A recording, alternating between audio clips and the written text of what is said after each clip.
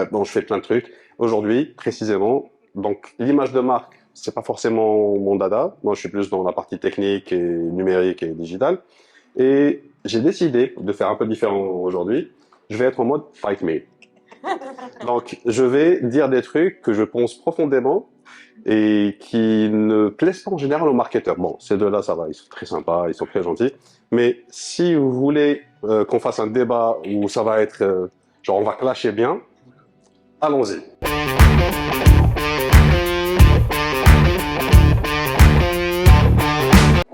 Bonsoir à tous. Marhaba bikoum.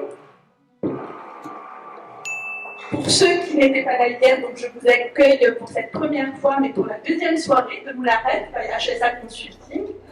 Et pour cette deuxième soirée, nous accueillons donc Monsieur Samir Bellik, Madame Imen Achour et Monsieur Hakim Ahmed pour parler image de marque.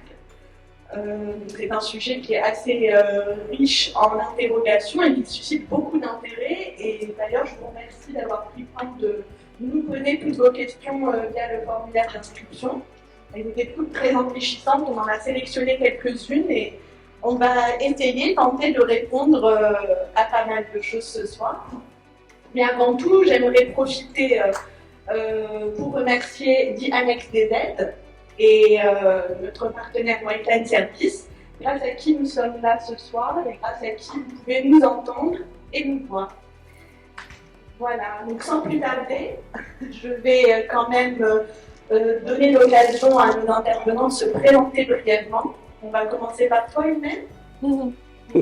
C'est sûr. C'est parti pour une heure. Je prends le risque. On m'entend bien? Ok. Alors moi, c'est Imen Achour. Je suis quoi? Business developer en ce moment. Après couteau suisse, ça les a perdus. Je travaille dans la communication et le marketing depuis 10 ans maintenant. J'ai fait un long parcours en agence de communication et de marketing. Et voilà. Je remercie Selma de m'avoir invité ce soir pour déglinguer les marquages. Oui, c'est un petit peu ça. Non, c'est tout à fait ça. Voilà, that's it. Ben, merci à toi. Monsieur Bellik, peut-être. Bonsoir à tous. Donc, Samuel Bellik, marketeur dans le digital. J'ai fondé l'agence G42 en 2014 et bref, bon, je fais plein de trucs. Aujourd'hui, précisément, donc l'image de marque, c'est pas forcément mon dada. Moi, je suis plus dans la partie technique et numérique et digitale. Et j'ai décidé de faire un peu différent aujourd'hui. Je vais être en mode fight me. Donc, je vais dire des trucs que je pense profondément et qui ne plaisent pas en général aux marketeurs. Bon, ces deux-là, ça va, ils sont très sympas, ils sont très gentils. Mais si vous voulez qu'on fasse un débat où ça va être, genre, on va clasher bien, allons-y. J'attendais ça. Et enfin, Monsieur Aliel, à qui je donne la parole. Bonsoir à tous, un peu comme ça.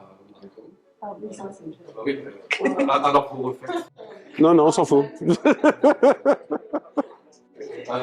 je vais être un peu plus sobre. Je vais juste. Je suis directeur de création, mais je vais participer parce que Nice. je débat un peu, ça j'adore. On adore. Oui, clairement. Donc, je suis directeur de création, je suis un graphiste de profession au départ. En ce moment, je suis dans une agence qui est assez connue, c'est Allégorie. J'ai fait des TWA aussi auparavant, et la fabrique, que je dis aussi doser. Oui, en fait, si un petit mot, j'aimerais bien savoir, j'aimerais juste poser une question, ça ne dérange pas. Combien d'entre vous sont dans le domaine de la com directement? Voilà. Avec combien je vais me battre ce soir?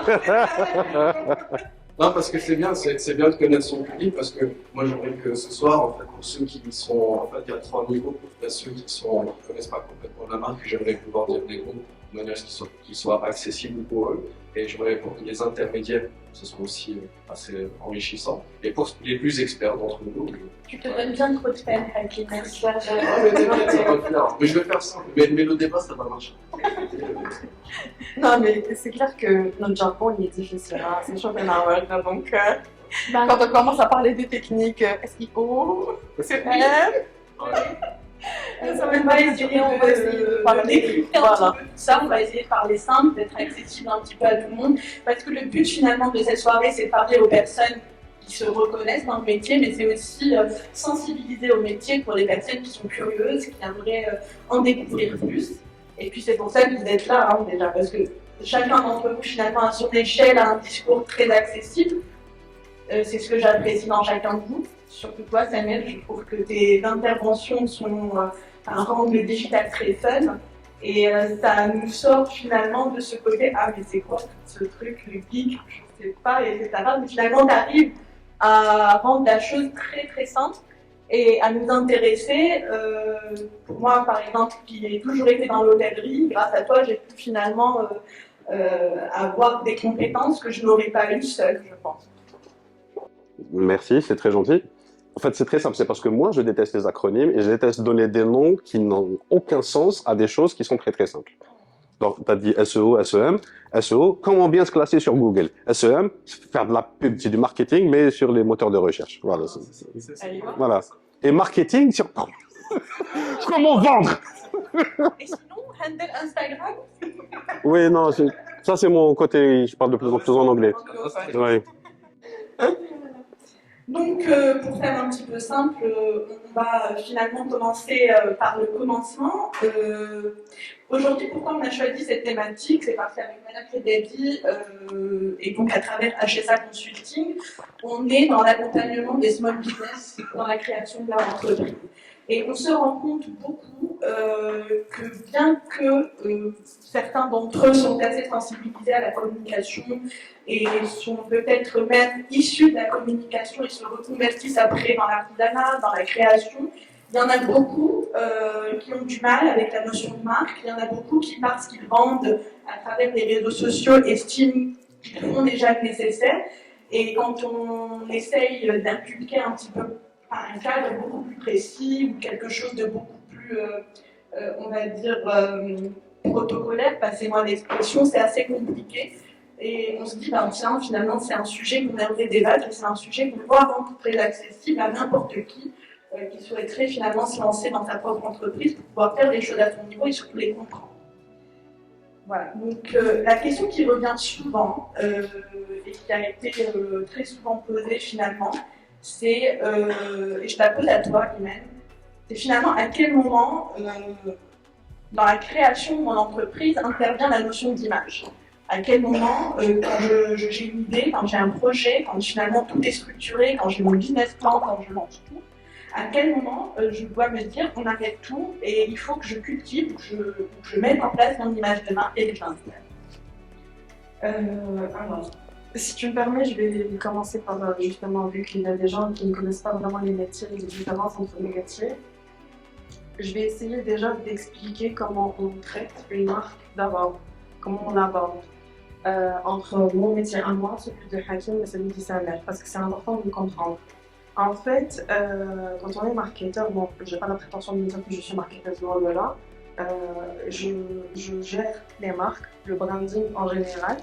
Alors, quand on a une marque, c'est important de comprendre que cette marque, c'est comme un être humain.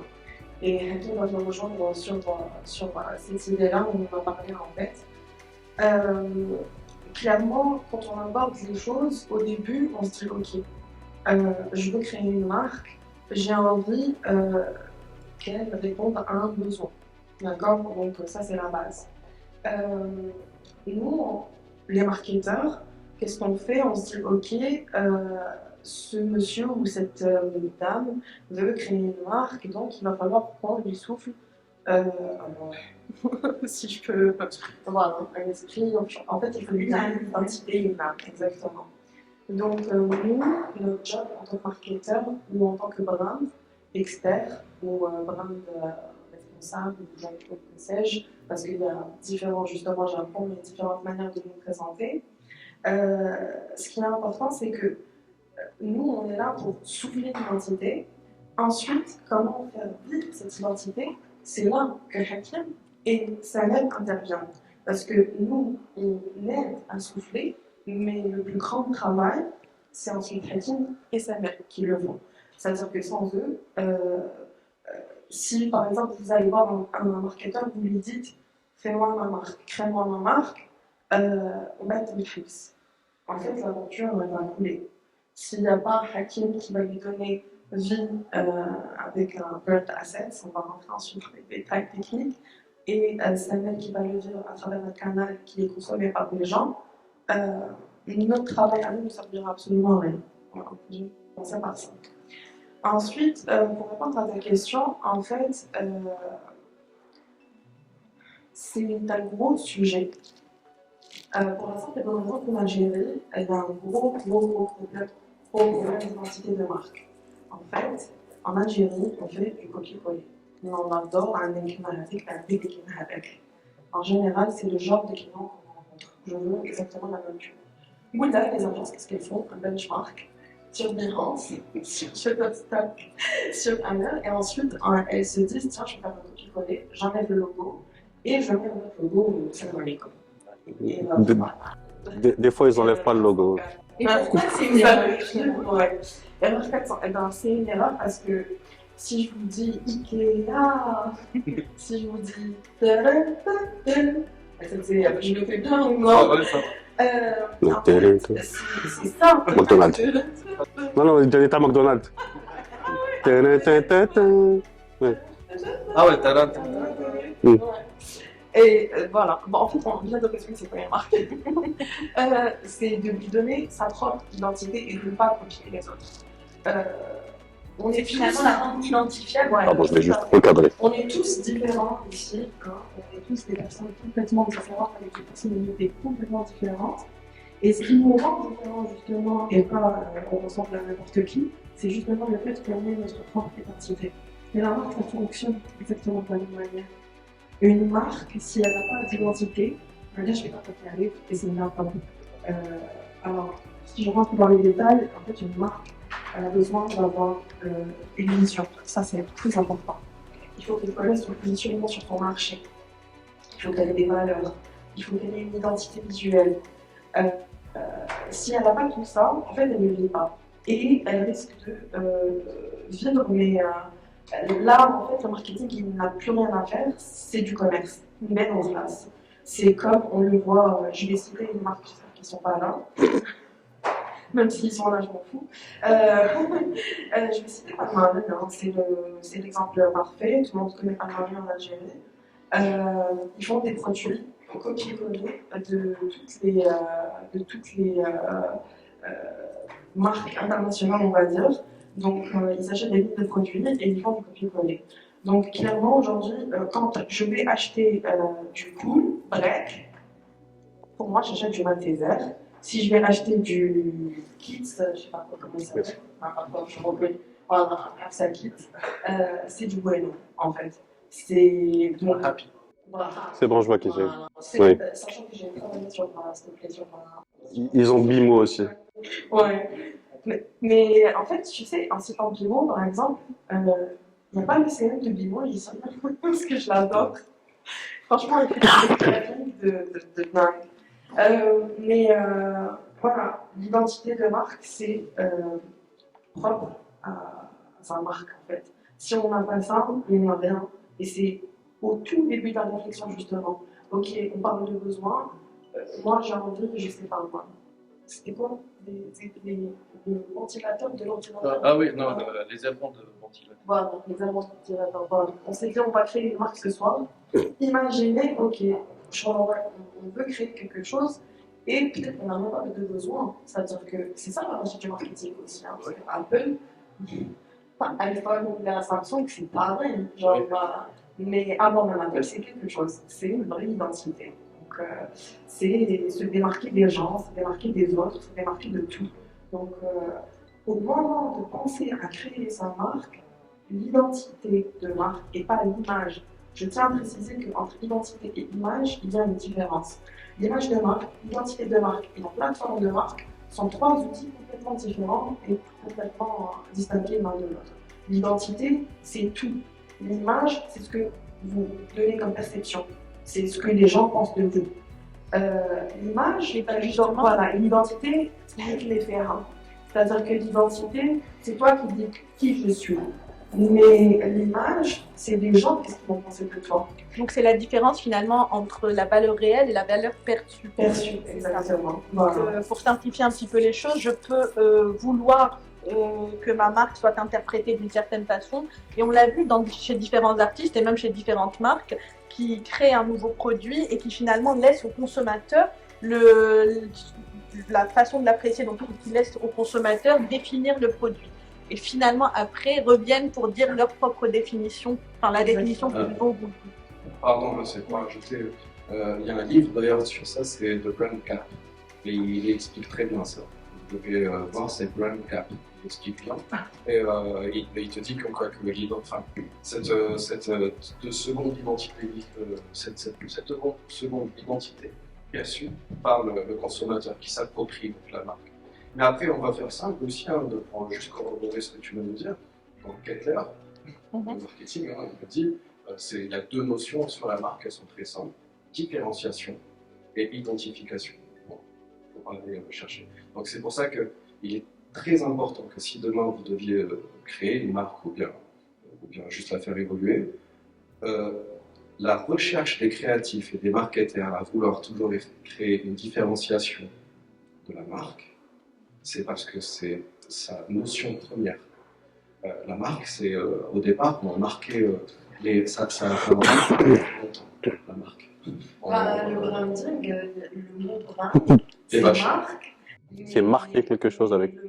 Qui est une brand, quand tu vois, il y a une explication germanique, c'est Le bétail. Voilà, exactement. Exactement, le C'est bétail. marquer les gens. Et c'était aussi des signaux qu'ils mettaient sur ceux qui construisaient par exemple des maisons, les charpentiers, ce machin. Sur une des poutres, ils marquaient, donc c'était leur signature. C'est pour différencier et identifier.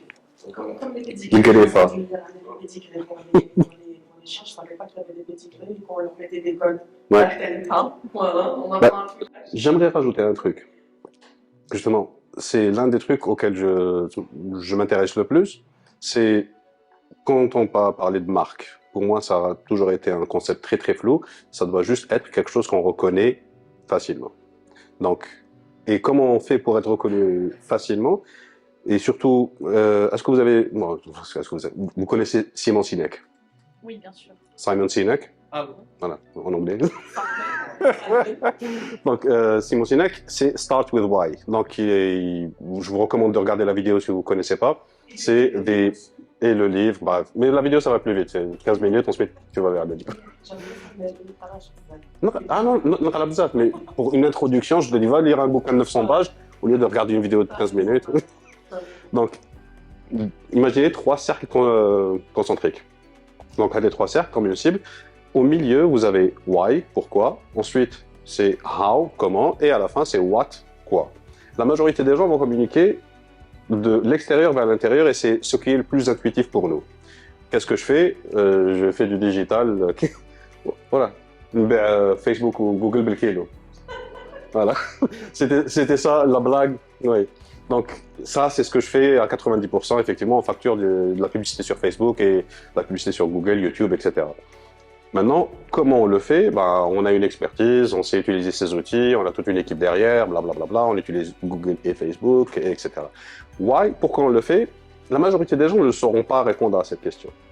Mais quand on va voir les marques qui ont vraiment réussi, qui explosent et qui font que les gens sont complètement maniaques quand on va parler d'eux, Apple, Nike, pour les fans d'Android aussi, donc Samsung ou quelle que soit l'autre marque, ces marques-là ont su définir leur pourquoi. Enfin, Samsung un peu moins, Google oui, ça va.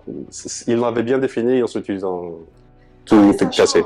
C'est là où, c'est là où quand on associe l'image à l'humain, nous on change tous, on évolue tous quand on grandit, on vieillit, on mûrit, on devient gros, on devient moche. Mais en général, le pourquoi, les trucs auxquels on croit, c'est des valeurs qu'on a et qui vont rester avec nous toute notre vie. C'est ça, exactement. Et justement, quand on va parler d'Apple, Apple c'était faire de la technologie design simple qui va simplifier la vie des gens.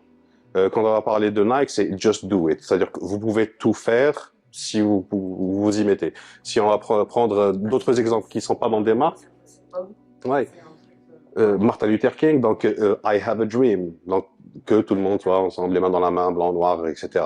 Lui, il cite aussi les frères Wright, donc pour l'aviation. Donc, on va faire voler des êtres humains. Donc, tous ces exemples-là, donc si vous voulez commencer un projet et que vous savez pourquoi vous êtes en train de le faire, ça va simplifier tout le process de marketing, tout le process de vente, parce que vous savez déjà de quoi vous voulez parler et comment vous allez en parler. Et vous avez une vision. C'est ce qui est le plus important. En fait, la vision, oui, même quand on n'est pas encore sûr à 100% dans 10 ans, qu'est-ce que je vais être, mais où est-ce que je veux aller? C'est la question à se poser. Où est-ce que je veux que ma marque soit et comment je voudrais qu'on l'aperçoive justement. C'est ce qui est le plus important, je pense, à mon sens, pour l'image et l'identité de la marque. Voilà. Bah, écoute, tu as tout à fait répondu et ça m'aide aussi. Mais ce qui est important aussi de dire non, toi, pas du tout apprécié. Non, mais la vraie question, ce que j'aimerais surtout qu'on précise, c'est l'importance de l'image de marque dans tout le processus de création et de commercialisation. Parce que j'aimerais vraiment qu'on insiste là-dessus, parce qu'aujourd'hui, ce que je rencontre et ce que Madame Haddadi rencontre comme réflexion, c'est mais à quoi ça va me servir tout ça? J'ai un logo, une bête Instagram, donc J'ai une très bonne réponse, très rapide. C'est ça. Exactement la question. Non. Alors, justement, par rapport à ça, j'ai deux réponses très très simples. Donc, pourquoi faire du marketing? Bon, c'est pour vendre, c'est-à-dire que le fait de s'installer quelque part dans un marché ou de se faire connaître, c'est du marketing. Le gars qui vient pour vendre des sardines, c'est un marketeur, le mec. Il est en train de faire savoir qu'il est là et qu'il a des sardines à vendre. Bref, pourquoi est-ce qu'on va travailler sur son identité? C'est pour éviter de devenir une bouteille d'eau. La bouteille d'eau, on s'en fout de la marque. On a soif, on rentre, la première bouteille d'eau qu'on trouve, on la prend et on se bat. À part si c'est la marque qu'on n'aime pas. Pardon? Sérieusement, et c'est là, en fait, c'est intéressant ce qu'il vient de dire, c'est les RTB, c'est les reason to believe. Et c'est en fait, on va indiquer le détail parce que le VHS fait le parce que le VHS fait le résidu, parce que l'autre source au minéral, on va indiquer les détails. Mais au début, qui m'a dit, c'est des choses que je parle vraiment au final, parce que une table d'après qui était moi je suis en train de le faire. J'ai commencé à regarder les pubs d'un jour, Voilà, je suis à la chaleur. Mais c'est ça, mais t'es obligé. Non, regarde. Je le fais pas, je vis très bien. Oui. En fait, mais parce que tu te dis, des fois, on voit des évolutions et l'allégorie, s'il y a bien une chose que l'allégorie, justement, nous met en place, c'est la différenciation par rapport aux autres. On voit les. Bon, bien sûr, je sais que les clients, voilà. Je sais que les clients, à la fin, ils collèguent. Non, je veux qu'il m'arrête s'il te plaît. Mais on essaie de se battre justement pour essayer de différencier. Je me rappelle le cours le plus basique que j'avais dans mon ancien patron, que j'ai demandé le logo, le top. Est-ce que c'est la même chose? C'est-à-dire, le logo d'un coca ou le est-ce que l'identité sera la même ou pas? Est-ce que le rendu est même? Voilà, c'est ça. Est-ce que finalement tu arrives à mieux vendre ton produit par rapport à ce que tu trouves sur le marché? Ouais, en fait, c'est là où je pense aussi que là, on n'est pas encore mature vis-à-vis de la consommation. Produit, je vois en ayant avec le brand love, tu vois, c'est-à-dire que le mot derrière, je sais, sauf bien, bien sûr. Non, en fait, ça existe. Ouais. Mais ça existe sur des produits plus ou moins internationaux et quelques rares produits nationaux. Donc, il y a des produits qui m'a Hamoud, c'est un pilier de l'Algérie. Donc, tu as cité aussi Bimo. Qu'est-ce que j'ai? Si on va parler des produits ménagers, Enyem. Donc, Enyem, c'est une légende en Algérie. Mais. En fait, donc, quand on dit qu'il y a des produits comme l'Ikea, on dit ah non, ça reste. Mine de rien, ça fonctionne. Ah, mais Juva bien, c'est Juva Mino aussi, ça reste. Hein, ça veut pas, c'est pas un très bon exemple. C'était quoi? Tapis d'or. Tapis d'or. Dan, je m'en rappelle, c'est un truc. La Safine avec Garedo. ça reste. Quelque part, c'est Vache, qu'il faut pas cacher. bah voilà, ça c'est une vraie identité marque. Flash qu'il faut engager. On n'en parle pas encore plus, hein. Jumbo. Jumbo. Ah ben Jumbo, c'est bien que tu le cites parce que Jumbo, moi je trouve qu'ils ont réussi un pari extraordinaire. C'est que pendant très longtemps, on pensait que c'était une marque algérienne. Ouais. Donc ça, c'est franchement quelque chose. Et moi, j'ai découvert que c'était une marque espagnole, ça fait peut-être 5-6 ans. Galina, voilà. C'est que la pénétration marché, l'image de marque, en fait, tout le marketing autour de Jumbo a été super bien mené. C'est l'exemple type. Je peux vous citer un autre exemple, par contre, qui a réussi à moitié. Ouais. Saf Instant. C'est vrai. Ah, ouais, c'est vrai. Alors, qui ici sait qui est Saf Instant? Voilà, 3 sur une trentaine de personnes. Et si je vous dis, Khmerat al boulanger, tout le monde connaît la plaque rouge, le boulanger avec la main. Le nom Hadak, il veut pas rentrer dans la tête des gens. Oui. Non, mais ils ont 95% du marché, on est d'accord. Mais ça, ils ont des concurrents. Ils ont des concurrents. Mais justement, Mais personne ne retient leur nom. C'est la réflexion type. Hein. Pourquoi est-ce qu'il y en a un autre? Donc c'est que vraiment, on se pose la question. C'est quand même autre chose que Noara, c'est vrai. Et pourtant. Bref, oui. Finalement, une fois qu'on arrive à faire ce pari de la différenciation, la vraie question c'est de savoir comment on continue à rester crédible finalement. Comment j'arrive à matcher la valeur perçue que je mets en avant dans l'effectif. Ah. Et c'est là J'aimerais bien y répondre. Alors d'abord, je ne vais pas venir avec une formule toute faite. Tous ici, ils savent que ça dépend toujours de beaucoup de facteurs. Mais c'est très lié à ce qu'on vient de dire jusqu'ici. Si on n'a pas défini dès le départ sur la marque qui se lance une feuille de route en fait de marque, bah, c'est un peu compliqué de faire confiance à cette marque-là en gros. Alors, je suis désolé de revenir encore sur l'exemple de la personne, mais elle a raison. On va faire simple, on va vraiment simplifier les choses. Une personne, c'est quoi? C'est un nom, un cœur, un seul cœur, une empreinte, l'ADN, des valeurs, une expression, un message qu'il a envie de dire, qui viennent des valeurs. On est d'accord. Si vous connaissez un ami ou quelqu'un de la famille, c'est ça. Vous connaissez cette personne-là.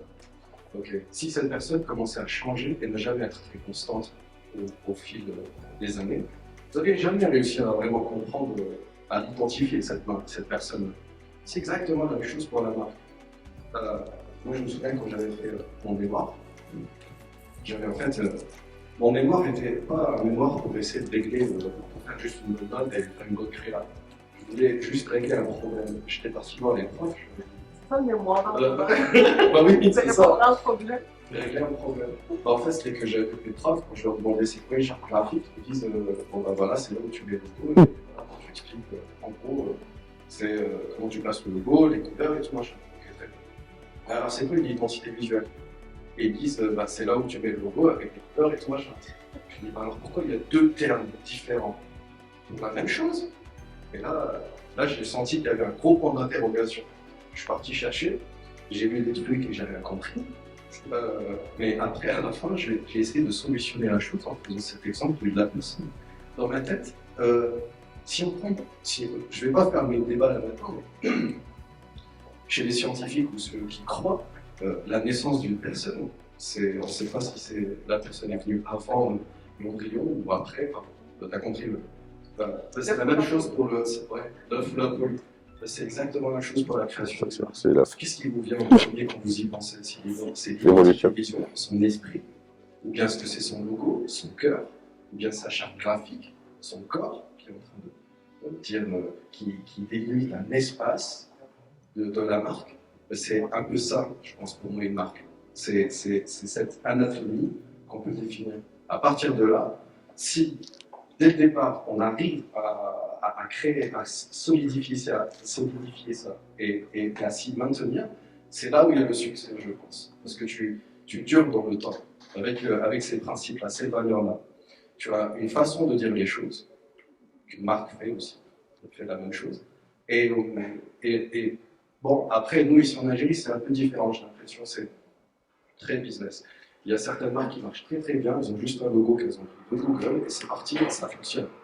Mais à un moment donné, quand elles ont eu assez de succès et qu'elles commencent à y penser à leurs problèmes de marque parce qu'elles veulent s'identifier, elles vont voir une Justement, agence. pourquoi ça intervient après? C'est la vraie question. Parce qu'ils sont trop au départ. Parce qu'il n'y a pas justement les réflexes. Tu vois, s'il n'y a pas les réflexes dès le départ, c'est un peu compliqué. Bon, après, en même temps, je pense que si tu vois, s'il y a un petit business qui se lance et tout, et que bon, ça fonctionne, j'ai l'impression que ça va, il n'y a pas de mort dans vie. Mais il faut c'est-à-dire surveiller la chose. Pour pouvoir préparer la suite. Pour répondre à ta question, Selma, pourquoi ça intervient après? Parce que, encore une fois, ils considèrent ça comme une dépense, c'est pas un investissement. Ou Alèche, je vais créer un logo. Ou Alèche, je vais créer une identité. Alèche, quoi ça c'est ou là, quand on va faire. Aujourd'hui, ce qui est digital, quand on fait du honte, c'est publié sur sa page. Quand tu dis au client, tu fais du paid, tu dois sponsoriser parce que sinon, ça sert à rien. L'organique. J'ai digital, pardon. Parce que justement, digital, quand on revient avant le digital, quand on faisait des maquettes pour la presse, pour l'affichage, quand on réfléchissait canal de diffusion, tout de suite, le client te disait il faut que je mette autant d'argent dans la télé, il faut que je mette autant d'argent. J'ai digital que je parle. Il y a un digital, non, tu payes pour la visibilité. Parce que justement, il y a trop de gens qui parlent en même temps. Comment faire aussi pour se différencier grâce à des stratégies digitales, le bon message, au bon moment, à la même personne. Comment elle consomme ensuite son digital. C'est-à-dire que si on se disait à la création de sa marque, il faut que ma marque ait une identité, il n'y aurait pas de problème après. Je vois, c'est à chaque fois, il revient en arrière et il y a un truc avec un éduqué, pourquoi c'est comme ça. Finalement, c'est quand ils sont confrontés à la bataille de l'attention que la question se pose. Oui, la création de la marque, en fait, il faut qu'il y ait Mais justement, j'aimerais revenir sur un truc, parce que là, on a eu des exemples sur ce qui se passe sur les multinationales, les plus grandes entreprises. Et la question que tu me poses, je pense que la personne qui a posé cette question, c'est plus pour quelqu'un qui va démarrer. Pour quelqu'un qui a démarré dans l'entrepreneuriat, il faut savoir que c'est extrêmement compliqué, parce qu'il y a 15 000 trucs à faire en même temps. Donc, vous devez non seulement avoir votre idée, lancer votre produit ou service, trouver des clients, de trouver une location, les impôts, le banca, le recrutement, bref. Et autant de choses pour lesquelles on n'a pas forcément des ressources au démarrage. Qu'on n'a aucune ressource au démarrage. Personnellement, moi, mon ordinateur. Je travaillais chez Shakespeare pendant 1 an et demi parce que... Yes. Non, sérieusement, il y avait un parking, il y avait à bouffer, il y avait un endroit où il y avait de la musique. C'était mon bureau pendant 1 an et demi. Ouais, je sais. Je faisais tout là-bas. Bref, donc, et à cette époque-là, donc, j'avais pas le temps de réfléchir à avoir un logo, avoir un site, avoir une identité visuelle. Je savais que c'était important, mais je n'ai pas les moyens de payer quelqu'un. J'avais même pas les moyens de me payer une recrue. Donc, au fur et à mesure que ça avance, on commence à travailler sur ça. Si je vous montre le premier site web de Gen 42, agence digitale, Taharbo. C'était un mauvais PowerPoint. Moi, je m'entends avec le premier, Mashketch. Non, Mashketch. C'était 4 bras. Il y avait 4 bras avec une animation louche. Et non, ça n'avait aucun sens, ça voulait rien dire et tu comprenais pas. Toi, on dirait un mime dans les années 90. Bref, donc, mais au fur et à mesure qu'on avance, on commence à pallier à ce genre de choses. Et c'est pour ça justement que ça vient après, dans le process. C'est parce que tu as des urgences beaucoup plus importantes que tu dois gérer avant de penser à ton identité. La question qu'on se pose, c'est finalement, est-ce qu'on devrait se lancer ou est-ce qu'on devrait finalement tout préparer en même temps? Non, se lancer. A few moments later. C'est dingue, hein? Comme quoi, je sais que Non, mais mais qui a beaucoup de mérite, parce qu'à l'époque, la FZ, c'était la référence en termes de publicité en Algérie. Ce que j'adorais, c'était que on rentrait tous en tant que chef de projet, en tant que créatif, par un salon de réunion, et on ramenait les chauffeurs et les hommes de ménage. Et on lisait le livre avec tout le monde, et on brainstormait avec tout le monde. On avait des insights à la table de ménage, Samia, je m'en rappelle, ou Rosa, je m'en rappelle, ou Amira, Béa, ou Mohamed. C'était des chauffeurs, c'était des femmes de ménage qui venaient, qui brainstormaient avec nous, et c'était grâce à ça qu'on justement on arrivait à brainstormer, parce que c'est des idées de dingue. Ensuite, on montait les créatifs, chacun interprétait l'insight à sa manière, et ensuite on faisait un vote en interne, on ne savait pas qui avait fait la maquette, et c'était celle qui avait le plus de votes qui sortait au client. Et ça, c'était une manière où vraiment je comprends, quand je voyais ça, je me disais, ah ouais, genre, il ne s'agit pas de faire notre truc de notre côté, le chef de projet qui fait son benchmark, le créatif qui fait son benchmark, un analytique belief, data belief, executive belief.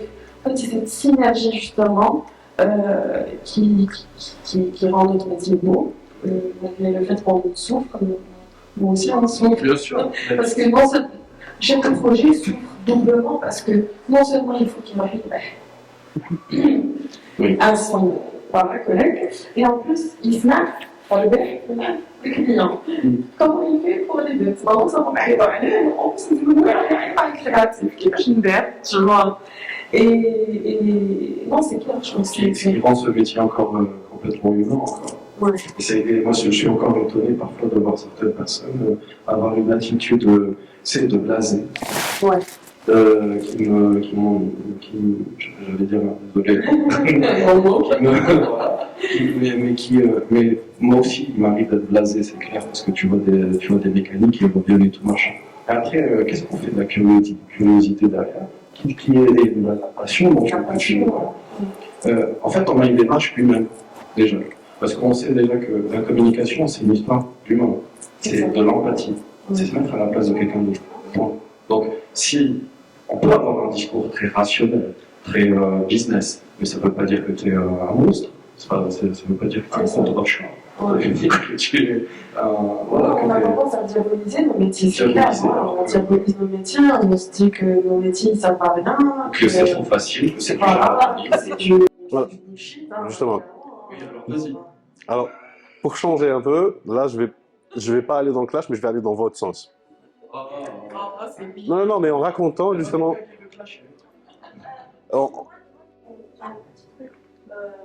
On est un peu dans l'incubation, et donc on a toujours des startups qui viennent et nous disent ok, c'est bon, maintenant il y a l'intelligence artificielle, et maintenant je vais lancer ma startup.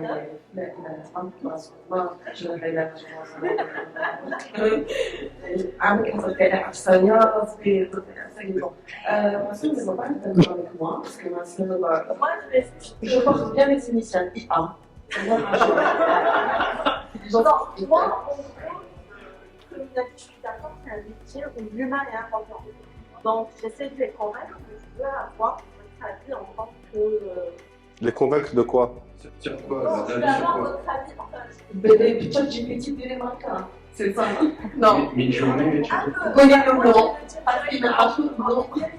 Moi, je veux créer une agence, je veux faire ça, merci. Je dis ok, d'accord. Tu as le staff, tu as le truc et tout.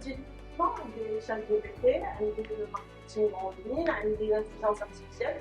Donc, est-ce que vous pensez qu'un jour, Non, mais c'est aussi une question qu'on nous a posée justement par rapport au métier de hacking. On nous a posé pas mal de fois la question finalement, est-ce que j'ai besoin d'un DA ou d'un graphiste? Si je peux utiliser Canva, si je peux utiliser un logiciel gratuit. C'est vrai que c'est des questions qui reviennent souvent. Est-ce que je peux m'épargner le coût d'un directeur artistique ou d'un graphiste, etc. Voilà, je continue sur ta phrase en disant on le voit très bien sur les réseaux sociaux. Nous-mêmes, on a vu récemment des formateurs en marketing et tout qui font des reels, des vidéos et tout. Il leur dit alors, je vais vous des stratégies marketing en 3 étapes en utilisant ChatGPT. Donc, je sais, j'en suis convaincue qu'on n'arrivera pas au même résultat en utilisant les professionnels, les experts du terrain. Et il y a derrière un écran. vous, en tant qu'expert, J'ai la réponse, mais je vais laisser Ouais. lui quand Alors, je suis quelqu'un qui est extrêmement geek. Et tout à l'heure, on était en train d'en parler avant d'arriver ici. Sur mes deux téléphones, maintenant, j'ai le New Bing avec ChatGPT intégré. J'utilise ça depuis que j'ai accès à ça. C'est magnifique, j'adore cette technologie et je trouve que c'est quelque chose qui va beaucoup aider les professionnels. Maintenant, pour les gens que tu es en train de décrire, avec ou sans, ça va être la même chose. Si on s'approche de l'entrepreneuriat avec ce genre de mentalité, ça va être le crash. Si on ne sait pas comment exécuter des idées, si on n'a pas d'expérience derrière, si on n'a pas de vraies compétences, zéro pointé. Ce genre d'outils, comme ChatGPT, comme Wall-E, comme que tu avais cité, Midjourney, voilà.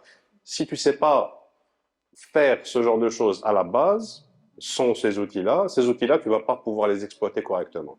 Tu vas avoir des trucs très très mid que n'importe qui pourra faire.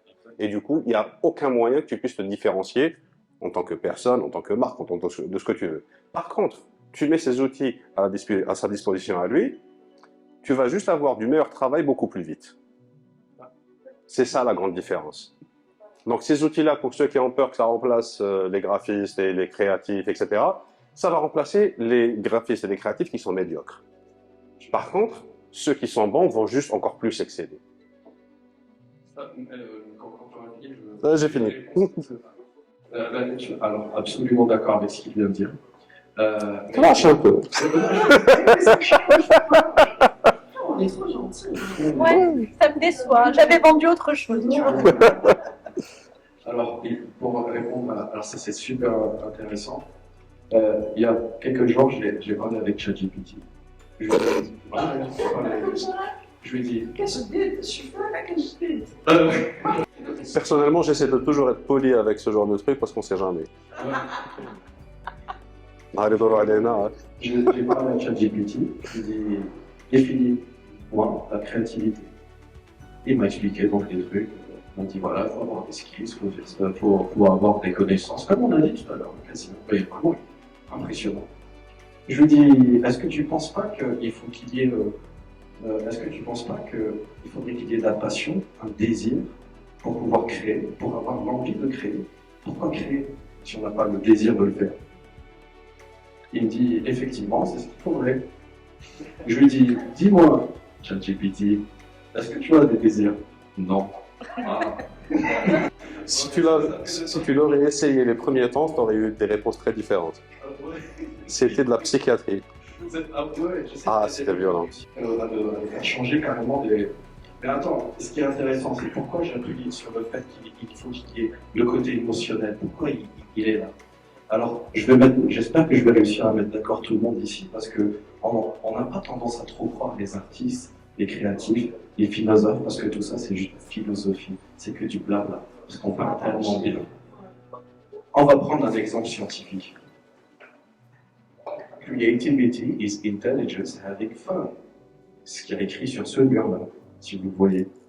C'est Einstein qui l'a dit. Alors, Einstein, c'est très simple. Je ne pense pas que ChatGPT pourrait faire ce qu'Einstein a fait s'il n'avait pas compris déjà le sens de cette phrase. Et je pense qu'effectivement, si le jour où je vais m'inquiéter de l'intelligence artificielle sera le jour où on aura réussi à copier tout ce qu'il y a réellement en intégralité Chez l'humain. Dans le cerveau humain. Sauf que nous, on ne sait encore comment on fonctionne, émotionnellement et intellectuellement parlant. Ça C'est juste de la quantité. Et c'est vrai qu'ils présentent bien la chose. Mais ça reste encore un outil. Par contre, les illustrateurs, eux, c'est un problème pour eux. Midjourney. Parce qu'en fait, Midjourney a copié des dessins, des... Là, on aborde le problème éthique de la chose. Et en fait, pas que pour Midjourney, même en fait pour ChatGPT et tout le reste. Aujourd'hui, ces algorithmes d'intelligence artificielle, de machine learning et de deep learning, ils ont besoin de datasets pour apprendre ce qu'on veut qu'ils fassent. Pour la partie graphique, c'est très simple, il faut scanner tout ce qui existe. Plus on lui donne de visuels, plus on lui donne de choses, mieux il pourra nous donner des réponses. Mais le problème, c'est que les gens qui ont créé ces visuels, s'ils les ont mis de manière gratuite sur Internet, bah, c'était gratuit. Mais il y en a où c'était payant. Par exemple, c'était quel site déjà? C'était l'un des sites où il y a tout le temps des trucs en carré sur Google quand tu essaies de le voir. Shutterstock, par exemple. Voilà. Donc, ils ont pris des images de Shutterstock, ils ont scanné, et utilisés gratuitement alors que c'était des trucs payants, copyrightés, etc. Donc là, il y a un gros problème éthique. Sur la partie ChatGPT et texte, les réponses qu'il donne, c'est tout ce qui scanne sur Wikipédia, sur Google, sur tous les sites qu'il arrive à scraper. Et tout ça, il y a des gens qui ont rédigé, qui ont travaillé pour pouvoir avoir donc, du ranking sur Google, pour pouvoir gagner de l'argent à travers justement les journalistes pour les payer aujourd'hui sur des sites. C'est à travers les différents gens qui vont visiter ces sites, voir la pub, etc. C'est ça le business model. Si on va plus sur ces sites-là, déjà c'est un problème avec les captions sur Google quand on arrive directement et tu as déjà la réponse. Ça, c'est une visite qui est perdue pour le site. Donc déjà, c'est un problème. ChatGPT, tu ne vas même pas dans ça. Donc justement, Bing, ce qu'ils sont en train de faire, j'ai ma réponse directement dans la box. Il me donne juste quelques liens en bas et personne ne va aller les voir. J'ai ma réponse. Qu'est-ce que j'en ai à foutre d'aller voir sur le site? Donc ça c'est un problème éthique aussi par rapport à ça. Ça crée des problèmes, c'est juste que c'est tellement nouveau qu'on n'a pas encore eu le temps d'aborder ce genre de problématique. Ça va venir, ça va se régler parce que, genre, ils vont pas se tirer une balle dans le pied parce que s'il n'y a plus personne qui va produire de contenu, ben, c'est foutu, et même eux, ils vont pas pouvoir progresser, Madame Nawalo. Ça me rappelle un film avec Tom Hanks qui s'appelait Sully, je ne sais pas si vous l'avez déjà vu.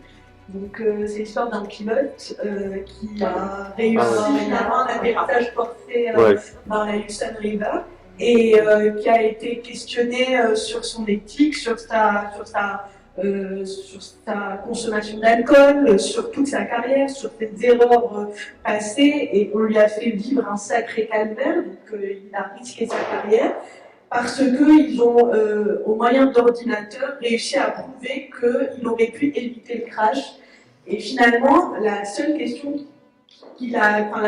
chose qu'il a rêvé lors du procès, parce que ça a été jusqu'au procès, c'est de leur dire, ok, d'accord, moi ce que vous m'avez montré, c'est qu'un ordinateur aurait pu éviter le crash, mais j'aurais aimé voir cette simulation avec des humains. Et finalement, quand ils ont fait faire la simulation cockpit avec des humains, ils se sont rendus compte que Tellement il est mort. l'humain n'avait pas la même réaction qu'un ordinateur et qu'un ordinateur ne pouvait pas se substituer à l'humain. Je pense que, voilà. Et puis ça répond très bien à tout ça.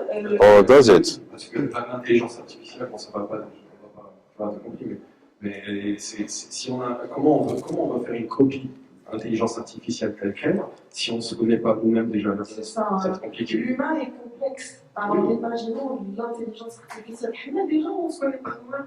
On est complexe avec nous-mêmes, on change nous-mêmes. Donc, imaginons, laisser une intelligence artificielle diriger ça. Question suivante. Question suivante. Des choses, la création, des solutions chez le c'est-à-dire que tu vas te créer d'autres problèmes. Tu vas rentrer les choses dans un délire. Donc, à mon avis, c'est vraiment quelque chose qu'il faut éviter quand on est débutant ou pas assez expérimenté. Et tu as bien cité celui, je vais citer Her, le film avec Joaquin Phoenix. Le mec, il était amoureux d'une nana qui n'existe pas. Ah, mais ça, en fait, ça existe en réalité et avec beaucoup moins que des intelligences artificielles. Ah non, avec des chatbots des années 90. Carrément. Ouais. Il y a mais il n'y a pas de tactile, c'est pas tactile. Tu te rappelles de Tomodachi? Imagine Tomodachi, mais c'est juste, au lieu d'avoir un animal que tu fais bouffer, c'est une personne avec qui tu parles. Et il y a des gens qui sont complètement tombés amoureux de ce truc. Ils savent que c'est une machine, ils savent tout, mais non. D'ailleurs, Vsauce. Vsauce. Oui. Il n'y en a pas un, il y en a des centaines, mec. Non, le plus qu'il y a des mecs qui sont mariés au Japon. C'est ça, c'est des trucs japonais en général, il y en a des centaines de ces jeux. Ouais. Bref, question suivante. On a une question,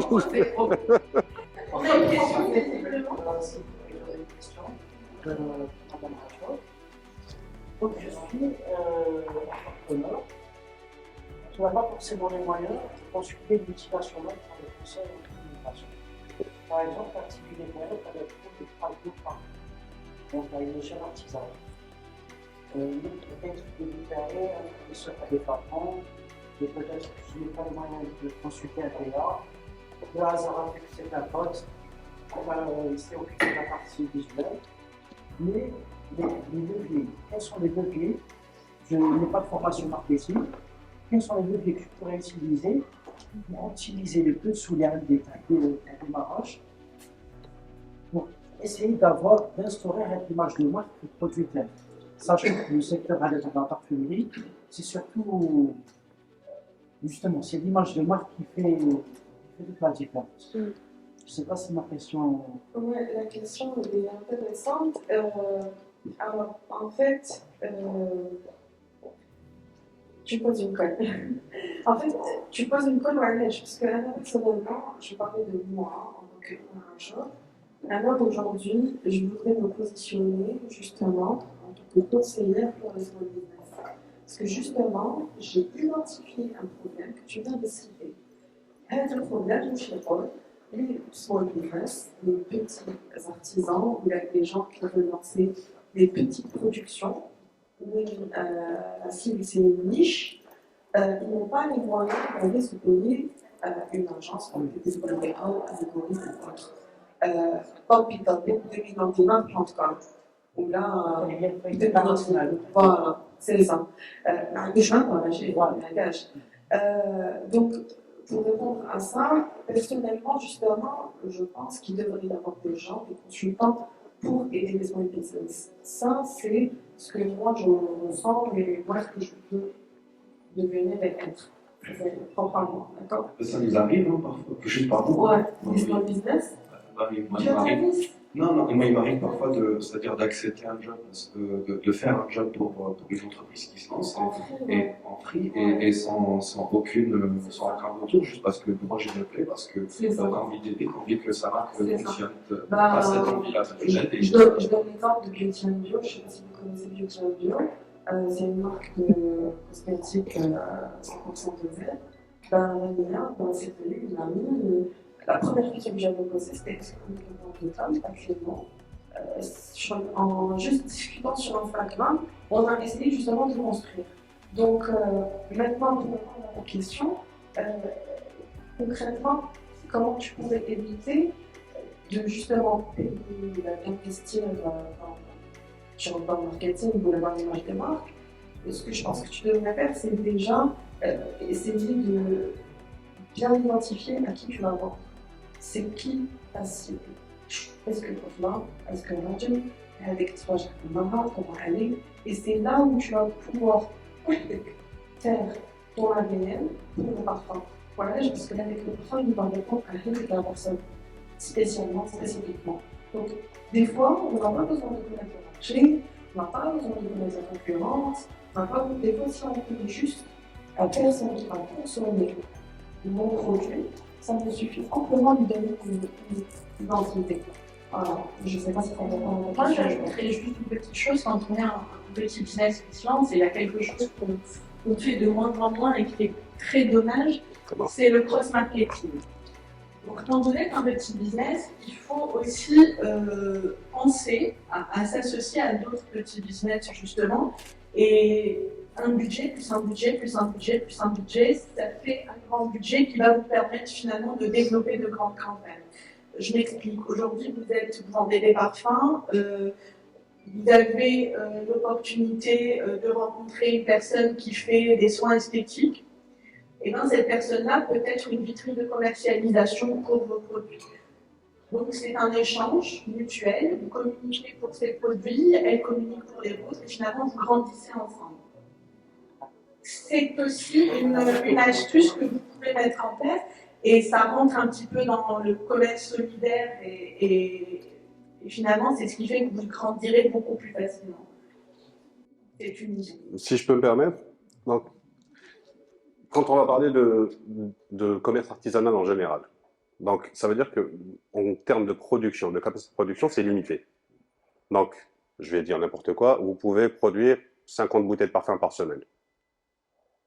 C'est énorme, c'est pas assez. C'est une production journalière. 50 jours. Très bien. Donc, 50 jours, c'est un peu plus qu'artisanal. Si, c'est artisanal. On parle au...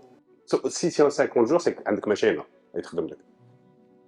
Mais c'est semi-artisanal. Oui, non, non, on se comprend. C'est pas Givenchy, c'est un acte de marque d'approcher. On est d'accord sur ça, mais on est d'accord que ça, c'est beaucoup plus que artisanal dans le sens classique. Hier, on avait Raja. Donc, Raja, elle ne va pas pouvoir nous sortir 50 tenues par jour. Voilà, tu vois, ou alors les artisans qui font des bijoux, tu vois, c'est pas de la masse production. 50 bouteilles par jour, tu inondes le marché en un an si tu deviens numéro 1. Il y a moyen que tu vendes à tout le monde en Algérie avec 50 bouteilles par jour. Ça prend du temps, quelques années, mais tu pourras vendre à chaque Algérien. Elle pourra jamais. Tu vois la différence? Mais avec ça, c'est juste pour mettre le contexte. Donc, avec 50 bouteilles par jour, donc un magasin, tu veux distribuer ça, distribution. Donc, si tu vas vers la distribution, le problème c'est de trouver qui va distribuer et essayer de négocier ça. Ça va être la partie la plus compliquée. Parce que c'est eux qui vont imposer les prix, il y a plein de trucs qui sont difficiles avec ça. Si je ne me trompe pas, c'est un acheminement commercial. Pour commercialiser directement le produit. Oui, justement, mais c'est ça les premiers problèmes que tu devras confronter. Et la distribution fait partie du marketing. C'est-à-dire que si ton produit n'est pas disponible en magasin, dans ton modèle de vente, tu ne vas pas pouvoir le vendre. Donc, ton premier problème à régler, c'est la distribution. Le deuxième problème à régler, c'est une fois que c'est distribué, il faut qu'il soit apparent ton produit. Oui. Justement, c'est pas le problème n'est pas uniquement la distribution. Parce que si, tout à l'heure, on cite des exemples de marques connues. Oui. À titre indicatif, la marque Givenchy. Si je veux m'acheter une marque Givenchy, la marque oui, c'est clair. La distribution ne sera pas un frein. Ah si, si je veux chercher, un exemple très très simple. Et des fois, je veux acheter des laptops pour mon équipe. J'ai beau vouloir acheter tel laptop avec telle configuration, parce que le produit n'est pas disponible en termes de distribution en Algérie. Donc, je vais les magasins, je trouve et j'essaie d'acheter le truc le plus proche de ce que je veux. Donc, la distribution est un problème. Si tu fabriquais des laptops et ton laptop n'est pas là où je vais acheter, je ne vais pas pouvoir l'acheter. Même si c'est exactement ce que je veux. Tu vois ce que je veux dire? C'est pas le même segment. On est d'accord que ce n'est pas le même segment, mais si tu veux vendre dans ton domaine, ça reste dans la grande distribution. C'est du FMCG. Donc, dans la grande distribution, si tu n'es pas disponible, tu ne vends pas. C'est une règle de base. Donc, ton premier problème que tu devras régler, c'est la distribution. Le deuxième problème que tu devras attaquer, ça va être le merchandising. Faire en sorte que là où tu vas vendre, ton produit soit bien placé. Parce que je vais acheter le produit qui est en face de moi, je ne vais pas acheter le produit là, au supermarché, là, il est en fin de rayon, là, tu vois le problème. Et ça demande énormément d'argent. Donc, dans ton cas, Anna, ce que je te recommanderais, c'est de ne pas aller vers ce modèle-là. C'est d'éviter le modèle de la grande distribution, parce que ça demande énormément d'argent. En fait, mais si tu parles, excuse-moi, si tu parles justement de la petite production, donc on revient à ta cible qui est une niche, c'est pas toutes les femmes que tu vas viser, même si après tu vas viser toutes les femmes, au final, elles n'ont rien en pharmacie, mais cosmétique. Donc tu vas choisir les deux canaux de distribution et les deux canaux de visibilité. Concrètement, c'est comme ça que tu vas essayer d'avoir. Ah, mais à 50 par jour. Oui, bon. C'est ça, c'est la quantité qui est énorme. Aide de cas de figure, ça ne sert à rien. Une campagne ads, YouTube ou. ما لحقتش لتماك مازال ما لحقتش لتماك شوف ايماجين دير كومباني ادز في يوتيوب فيسبوك في انستغرام ما عندك عجبك مليح بدك نروح نشريك كيفاش Tu sais, il y a. Eh ben, il perd qu'il en a. C'est ça. C'est exactement la réponse que je voulais faire. Le but que tu devrais avoir, c'est DTC, Direct to Consumer. Je vends directement au consommateur, quel que soit le canal que j'ai. Mais à 50 bouteilles jour, ça va être hardcore.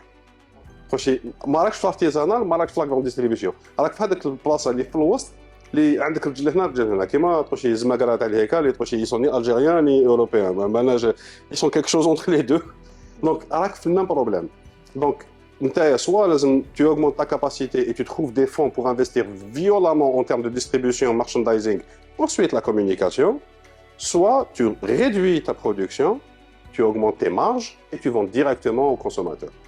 Et là, c'est Facebook, Instagram, YouTube, voilà que tu vois. Ce qui est important, en fait, c'est que le champ du poissonnet, c'est que je me rappelle, on avait lancé les produits de mon pub.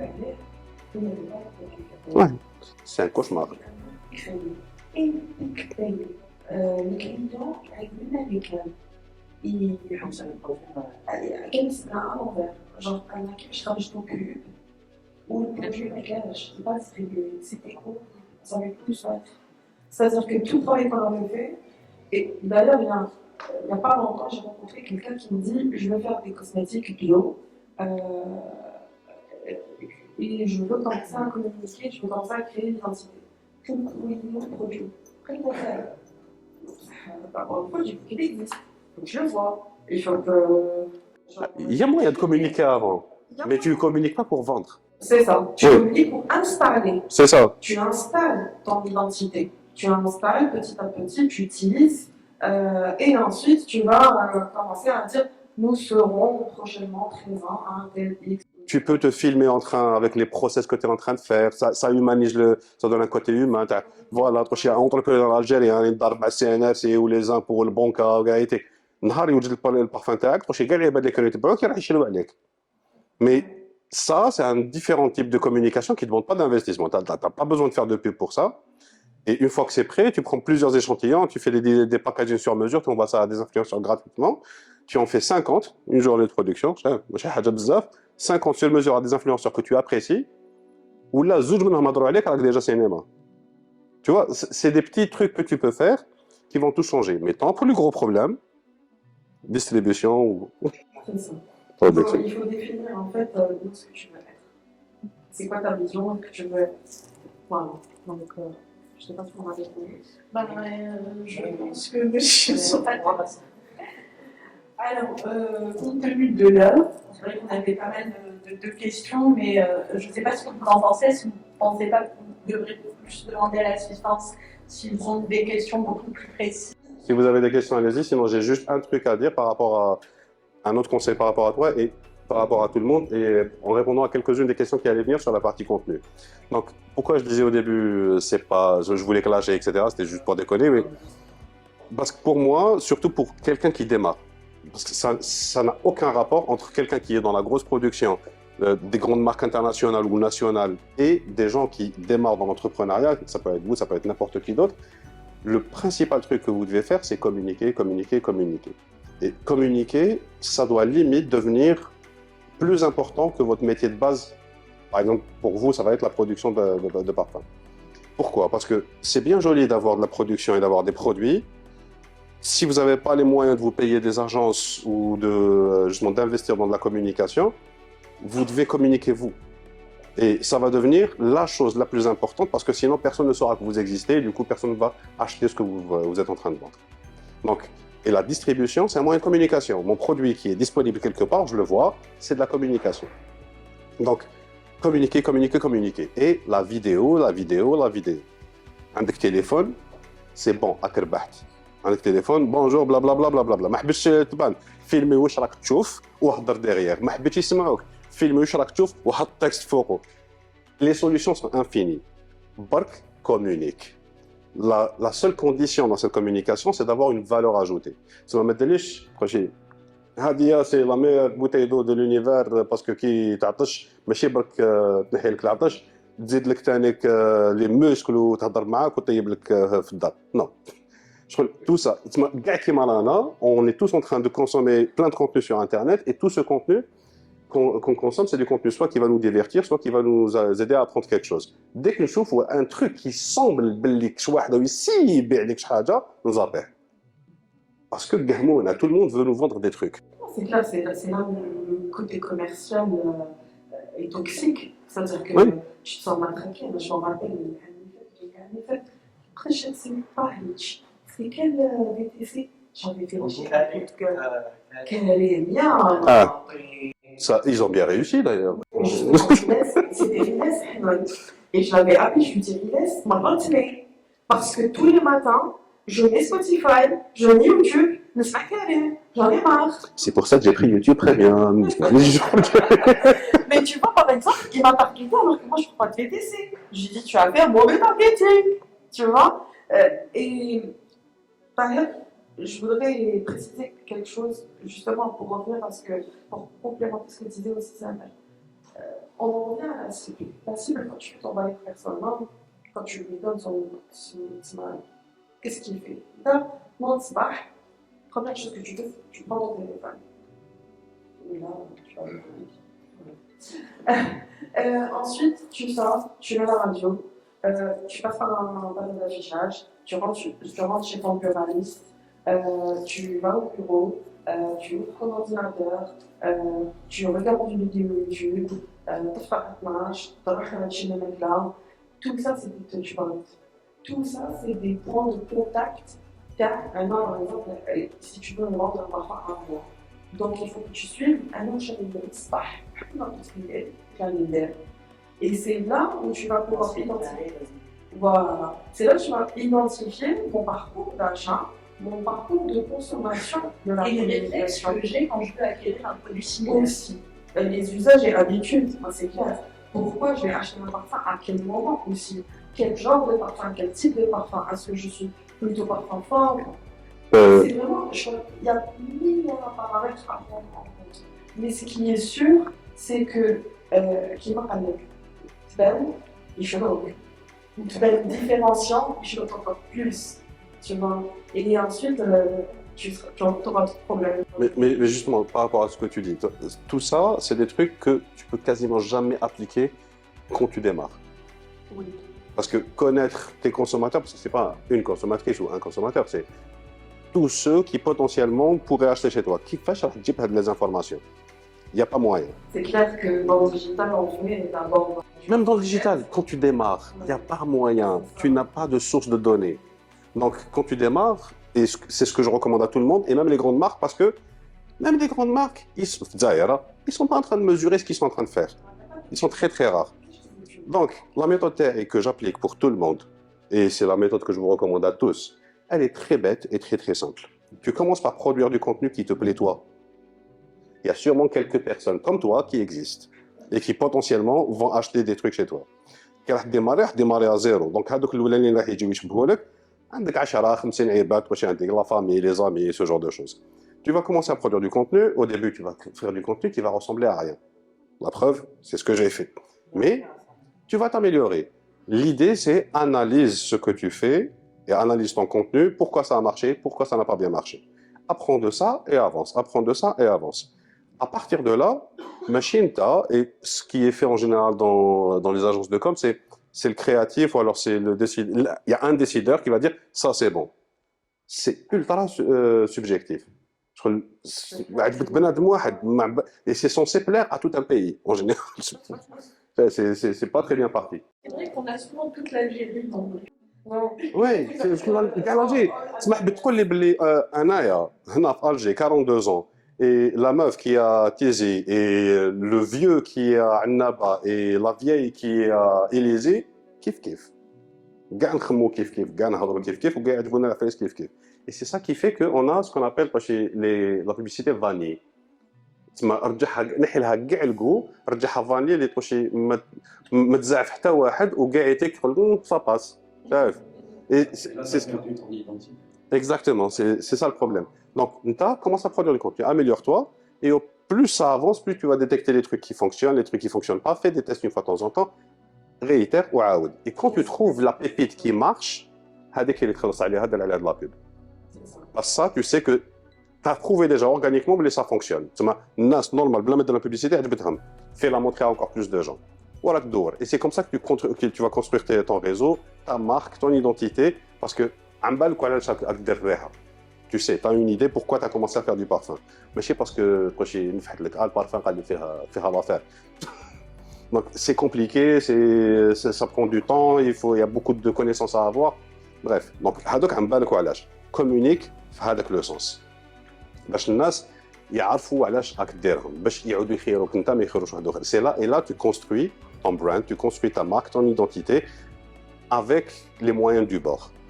Qui يبدا يدخل دراهم و ça fonctionne bien et tu commences à recruter. Là, tu te permets de mieux structurer ça en passant avec des professionnels qui savent de quoi ils parlent.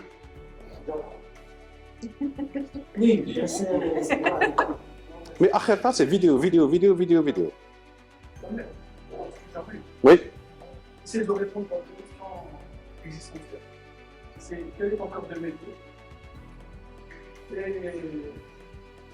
que les répondre. Je sais répondre à cette question. On va trouver C'est difficile quand même, hein, c'est un peu difficile, hein, désolé. Comme je t'arrive. non, mais je sais quand c'est difficile parce que justement, c'est comme ça qu'on a commencé la discussion. On s'est dit, genre, si tu connais pas ton why, tu connais pas ton reason why, le what et le how. C'est pas ton why, je veux juste préciser, parce que Voilà. c'est le why de ta marque. Parce que connaître ta raison d'être, je pense qu'il Voilà. faut que tu le dis pour y arriver, mais de la marque, il faut préciser parce que c'est très important. Mais ce qui est difficile en fait, c'est. أنا في الجزائر enfin مش في الجزائر bon pourquoi on dit Partout. partout dans le monde partout dans le monde en général quand on lance un business c'est باش يدير Ce qui est une très mauvaise manière d'approcher le problème. c'est ça c'est je pense hein, ce que je vais dire c'est propre à moi pour avoir du succès pour réussir dans ce qu'on fait il faut le faire avec amour et pas dans un intérêt d'argent. Si tu le fais dans un intérêt d'argent, sachant qu'en plus, c'est même pas ton secteur d'activité, admettons, tu vas me dire, des sandwichs, tu vois. Parce qu'elle est payée faire tu vois. Et ben, si tu n'es pas passionné par les sandwichs, tu vas couler. Parce que si tu mets batata ou la mayonnaise, ou ma fiche et qui les sandwichs, tu vas couler. Tu ne seras pas passionné par le sandwich, tu vas couler. Si par contre tu es passionné par le sandwich, tu risques de vraiment réussir. Et c'est là où tu veux faire du parfum, d'accord, mais si c'est pas ton dada, si tu n'y crois pas réellement, ça va être difficile de vendre. Je peux te flash. Dans un sens plus global, en entrepreneuriat, souvent par exemple, tu as une connaissance, tu peux aller chez une petite machine, puis je vous repabilise. Ouais. Une petite machine de chimique, avec les souris. Mais la question est de savoir où elle est, Et parce que en fait, c'est un investissement pour. C'est comme si tu dis, je vais acquérir un bien immobilier, on va aider une calèche justement. Ça, justement, c'est pas de l'entrepreneuriat, c'est de l'investissement, effectivement. C'est de l'investissement. Voilà. Il y a une logique de marque. Si par exemple, une série de parfums, je veux après positionner la marque de Cloutec, la référence de la construction. Pour les positionner.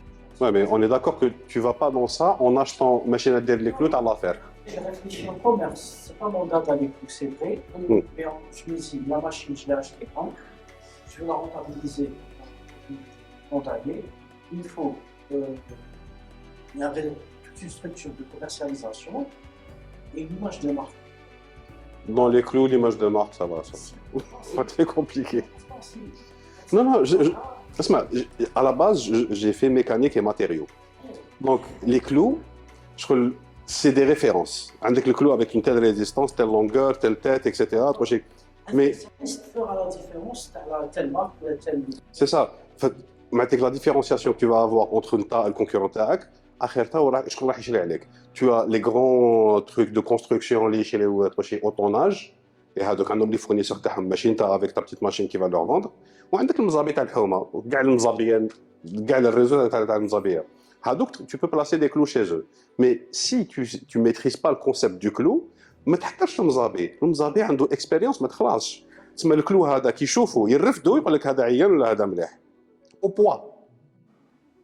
L'exercice du clou, il est bien, hein, parce que le clou, on en revient à ta cible au final. Tu veux vendre, si par exemple tu veux rentabiliser ta machine, tu produis 1000 clous par jour, pas de 1000 clous, il faut que tu les fasses. Là, c'est de la pure stratégie commerciale. Il n'y a pas de marketing à avoir. Concrètement, c'est juste d'enfiler directement chez tout ce petit cas avec les clous. Voilà, je te vends les clous à tel ça. Et voilà, et c'est comme ça que tu vas avoir un retour sur l'investissement. Là, il n'y a pas réellement. A few moments later. Quitter son métier de salariat très stable. Je pense. كان يموت على les chantiers et le bricolage. Il adore ça. Et il a pris le chantier de sa sœur, une petite Beneda. Cette Beneda, et il a identifié que هذوك الحدائد on appelle ça le coffrage. Oui. هذوك الكوفراج. Non. Extérieur ou à l'intérieur? Coffrage, oui. Ah. Il a remarqué que les حدائد elles étaient importées. La question qui s'est posée, pourquoi c'est importé? C'est pas son domaine. Il a commencé juste à nous faire un chantier il a commencé à chercher parce que je me suis dit, ok, j'ai une machine, l'enseigne, ok. Il a fait son business plan, il est parti à l'enseigne, à Paris, j'ai une machine, دخلت للجزائر أبرمجها تخدم. Sauf que le prix de revient d'eau était beaucoup plus cher que celles qui sont importées. Et la deuxième chose, c'est que quand il a acheté des machines, il ne savait pas que c'était un 380 volts ou je ne sais pas quoi, un long terme de 200 volts. Et donc, on en revient vraiment à l'étude. Ouais, j'ai un autre exemple. J'ai un autre exemple similaire et ça marche plus. Malèche, on s'en fout. Non, non, c'est bon, je parle fort. En fait, c'est Oui, oui. captation. Moi, C'est j'ai pour la besoin que captation. vous ayez du son. Donc, un autre exemple, mais celui-là, il a marché. C'est un gars pareil. Donc, c'était l'âge de sa sœur. Il راح الحاشيه. Donc, راح دار التور تاع كاع لي ماغازان شحال ça coûte, etc. Ça coûte que dalle. Rolo ب 5000 un truc comme ça fait plus de 10 ans. Et il commençait à dire شكون الفورنيسور تاع هاد العفايس؟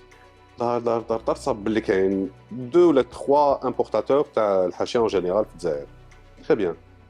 قرا معايا ميكانيك بزوار. Et fabriquer ce truc, c'est débile, c'est de l'injection plastique et du colorant. Enfin, هذا واش تحق فيها. La matière première, وين نقدر نجيبها؟ حوس اوكي شحال تسوى؟ Très bien. طلع الحسابات كاع يكشف باللي تسمى comparé à ce qui se fait en Chine, il peut fabriquer quasiment au même prix ici en Algérie. Parce que la main-d'œuvre n'est pas chère, parce que la machine elle n'est pas chère et tu peux la rentabiliser très très vite. Et ok, si je commence à produire ici en Algérie, avec les importateurs, c'est pas bon. Donc, il a négocié معاهم, où il a trouvé, il y a une loi qui fait que si tu arrives à prouver que tu peux produire au moins 50% de la demande nationale, ils interdisent l'importation. C'est ce qui s'est passé avec les télés.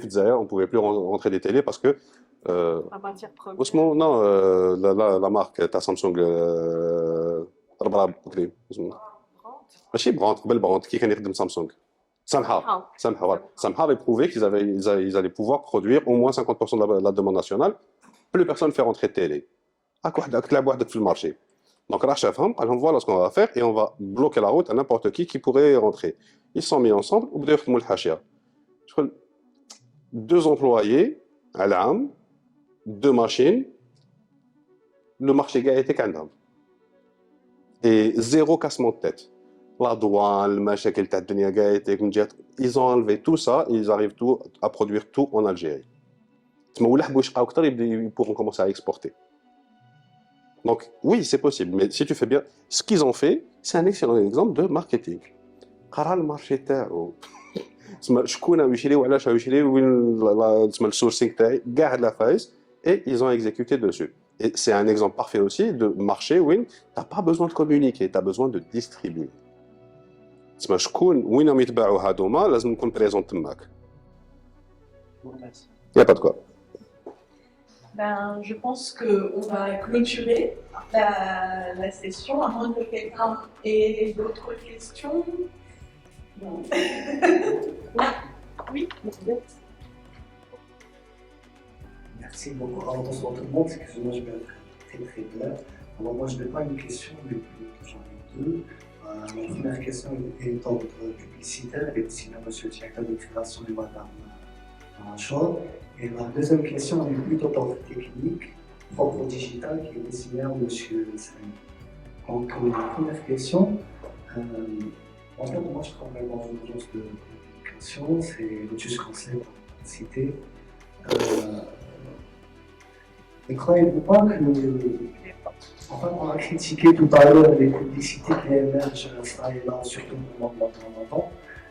Excusez-moi de faire un peu de barbe à les annonceurs, mais ne pensez-vous pas que les publicités jugées simplistes ou ridicules fonctionnent aussi, ils ont aussi leur place dans le pays. Je peux citer notamment la marque Sol, qui est très très présente, notamment dans les régions isolées du pays. Moi, je ne fais aucune discrimination concernant ces régions-là, mais nous, si je peux vous raconter l'expérience avec cette marque-là, on a essayé de proposer un concept assez innovant pour la marque. Simplement, le top management a jugé que la publicité était très très originale, très innovante, mais ne correspondait pas à la cible, ne correspondait pas à certaines régions qui sont assez isolées et destinées à une cible spécifique. Donc c'est la première question. Et ne pensez-vous pas aussi que les agences de communication ont aussi un rôle à jouer pour mûrir le marché et pour plutôt aller plus dans le conseil que dans l'exécution? En fait, la plupart des briefs qu'on reçoit, on exécute plus qu'on conseille. C'est une réalité. Ma deuxième question, elle est pour Samuel. En fait, ChatGPT et les outils IA ont révolutionné les pratiques marketing, notamment dans le digital. J'ai fait l'expérience de rédiger quelques contenus avec ChatGPT, donc des articles en référencement web, des fiches de produits. Et il y a aussi d'autres outils qui réécrivent ce que propose ChatGPT. Donc, est-ce que Google peut détecter ces contenus-là comme du duplicate content? Est-ce qu'il peut nous blâmer pour ça? Ou bien est-ce qu'il y a des échappatoires comme des outils de réécriture d'articles pour le référencement web? Et juste une dernière question. Excusez-moi, je suis assez curieux. Merci beaucoup. Est-ce que le domaine de référencement web en Algérie est mûr? Donc, est-ce qu'il y a une demande? Et pas, donc, la réponse est négative. Ah non. Okay. Mais t'as compris. Ne pensez-vous pas qu'il y a quelques entreprises pour lesquelles c'est stratégique d'investir sur ça? Pas du tout. Je peux citer des exemples. Jumia, Redcase, qui sont dans l'e-commerce, ou bien des entreprises en B2B, à qui le premier canal d'acquisition de clients, ça reste le site web. Ok, bon, je le laisse répondre à la première question et j'attaque les autres. Merci pour ces questions et je suis content de vous. Non, c'est lui qui va parler.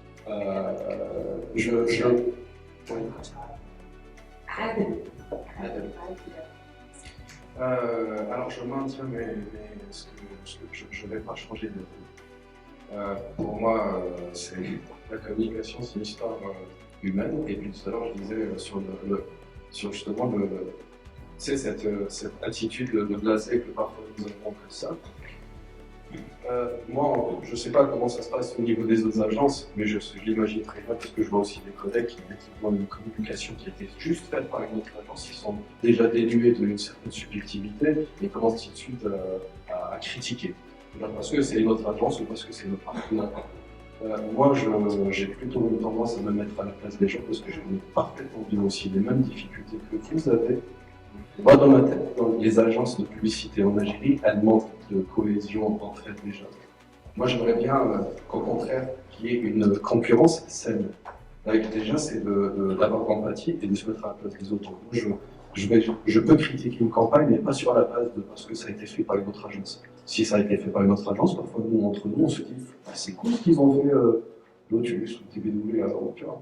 Donc on essaie d'avoir une attitude déjà un peu plus clean. Ensuite, concernant, là maintenant on va aller chercher à avoir un avis plus pertinent, c'est sur la publicité en elle-même. J'ai choqué beaucoup de monde un jour quand j'avais participé à une conférence, quand je leur ai dit je suis désolé de vous dire que la publicité chez nous est immature. Parce qu'en fait, on croit, les décideurs, souvent, pensent que, en fait, quand on fait une pub, vu l'argent qu'ils vont mettre dedans, on le fait simplifier. Ils pensent qu'en fait, il faut que ça règle tous les problèmes. Donc ça veut dire qu'il faut que ça réponde à toutes les cibles. Et maintenant, toutes les pubs se ressemblent. Là, les pubs que j'ai vues ce mois de Ramadan, ressemble à ce qu'on a écrit déjà 50 fois avant. J'ai vu du plagiat direct. Des scènes de plagiat, c'est-à-dire que c'était des scènes de l'autre. Ouais. En fait, par une autre marque sur la même scène. Mais c'est les mêmes scènes. C'est toujours l'enfant avec un ballon de football. La famille, nanana. Le petit garçon libre et tout pour faire Le mec du Sud. Tu vois. Donc, c'est-à-dire qu'on va essayer d'aller. En fait, ce qu'on ne comprend pas, nous, c'est le storytelling. On ne comprend pas comment le mettre en avant et on n'arrive pas à dire à une marque que c'est ça ce qu'il te faut. Mais cette marque-là, il ne faut pas aussi lui en vouloir dans le sens où, encore une fois, si nous, on arrive en mode avec juste des beaux costumes et ne pas. C'est-à-dire que même dans le brainstorming, la façon dont on présente nos idées, si elles sont basées déjà sur des idées qui sont qu'on a déjà vues, à quel moment le client va te croire? Moi, j'ai choisi dans ma carrière, de me battre pour des idées, D'accord, mais de mort blanche, comme dirait George Brassens. L'idée est excellente. Je l'ai fait des centaines de fois et je peux dire, et je sais que c'est le cas de toutes les personnes dans les autres agences, c'est que 80% des idées qui ont été sorties ont été modifiées de telle sorte qu'après à la fin c'est super méconnaissable et ça ressemble déjà à un spot qu'on a déjà vu. Pourquoi? Parce que le client a modifié ou que nous, pourquoi nous toujours planter le client? C'est nous aussi, on n'a pas assez, on a certains qui viennent avec des idées. Moi j'ai vu des gars qu'on connaît, voilà son mécanisme de trouver une idée. Ah, il faut trouver une idée. Ah, je n'ai pas d'idée. Il va sur YouTube, il va sur Google, comme par hasard, 30 minutes plus tard, il a une idée. Tu vois, donc le plagiat là comme ça, il est assez, c'est dégoûtant. Mais après, et pour finir, hein, je dirais ma partie que j'essaie de m'en parler, c'est que la publicité elle est immature parce que je reviens à ça, c'est que on peut se permettre d'accepter un certain niveau de publicité parce que juste ça marche comme ça, parce que là, en fait, c'est pas la pub qui marche, c'est le produit lui-même qui marche tout seul. En fait, c'est parce qu'il est pas cher, parce qu'il est accessible, parce que ceci, cela. Mais on a une tendance, nous on a Jelly, à malheureusement voir les différences plus que la diversité. Qu'est-ce que ça veut dire? Ça veut dire que ici, au centre d'Alger, on croit qu'on est le centre de la réflexion générale. Mais il faut voir les Oranais, qu'est-ce qu'ils font comme pub. Il faut voir aussi au niveau de l'Est, quand tu t'y intéresses et quand tu vas voir dans les foyers. Moi, je ne suis pas un publicitaire qui est dans son coin, dans sa tour d'ivoire, en train d'essayer de théoriser ce que les Algériens pensent. Au moins, j'ai un peu d'humilité en me disant, mec, tu sais pas tout. Mais par contre, je fais l'exercice. J'ai vécu dans des foyers, je suis parti dans les villes, j'ai vécu dans un village, je suis un villageois, j'ai vu les foyers, qu'est-ce qu'ils font? Ils discutent de la pub. Ils la regardent et ils se foutent de notre gueule. Parce que quand ils voient certaines pubs sortir, ils se disent, mais qu'est-ce qu'ils font? Ouais, Et on veut les gens pour faire ça. Et c'est là où, et moi je suis heureux de voir cette réaction-là, parce que c'est ça qui va me dire un jour, purée, enfin un jour je vais pouvoir faire la campagne que j'attends tant dans ma carrière à moi, tu vois. Mais il est hors de question pour moi d'aller écrire un truc que j'ai déjà vu, je vais chercher quelque chose d'autre.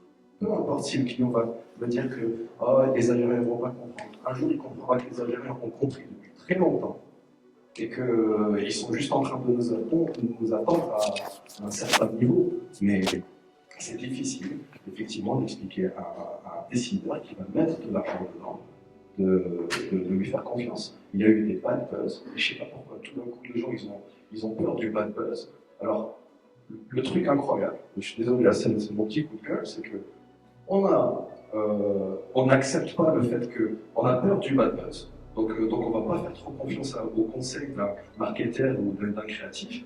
Mais par contre, on fait confiance à des influenceurs. Tu vois, ou notre marque aujourd'hui, on lui redonne toute notre marque. Et puis ensuite, si ça part en cacahuète, normal. Ah, mais c'est juste parce qu'il a 600 000 personnes. Vous voyez là où ça commence où les valeurs se bougent. Donc, ouais, moi je respecte tout le travail qui a été fait par tous les agents parce que je sais qu'il y a eu beaucoup de travail derrière et de la souffrance. Mais par contre, je ne respecte pas la non-recherche de la pertinence de l'idée. C'est ça ce que je ne respecte pas. Donc, ouais, quelqu'un qui va copier un truc et il dit que ça marche, évidemment. Si je dis juste ce produit est bon et que je mets 500 millions de dinars, mais c'est clair que tout le monde veut le suivre. Par contre, si j'ai pas beaucoup d'argent, voilà, le top of mind.